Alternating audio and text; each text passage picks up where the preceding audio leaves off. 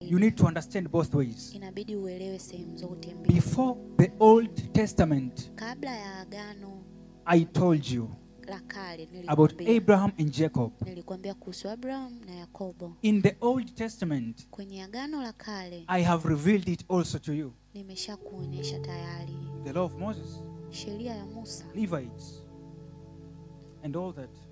Na kila kitu. Let's go to New Testament before we proceed. Twende kwenye agano la pili jipya kabla tujaendelea. Jesus acknowledged tithing. Yesu alitambua fungu la 10. In Matthew 23:23.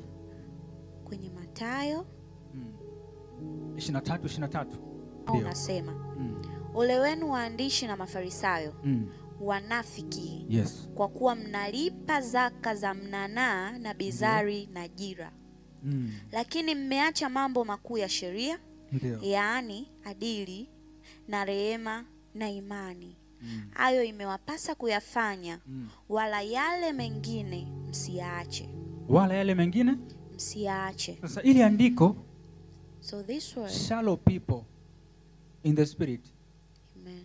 Watu ambao waisikia naamka tu wameshika andiko juu kaenda kufundisha mwili wa Kristo. Hao ndio wanaleta confusion. Hao ndio wanaleta mkanganyiko. So Jesus says in the book of Matthew 23:23. Bwana Yesu anasema kitabu cha kwenye Mathayo 23:23. Woe unto you, ole wenu, scribes and Pharisees, waandishi na Mafarisayo, hypocrites, wanafiki, for ye pay tithe of mint and anise,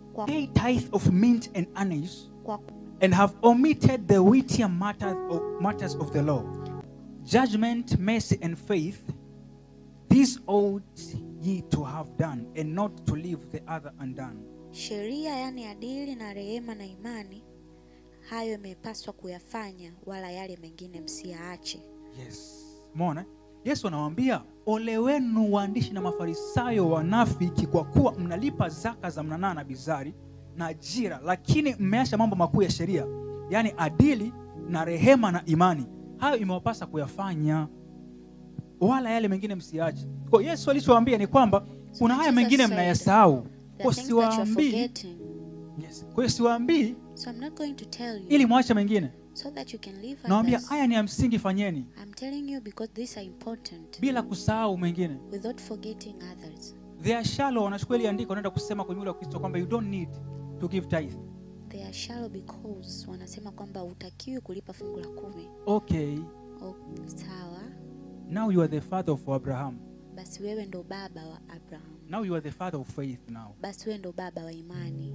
We salute you. Tunakuheshimu.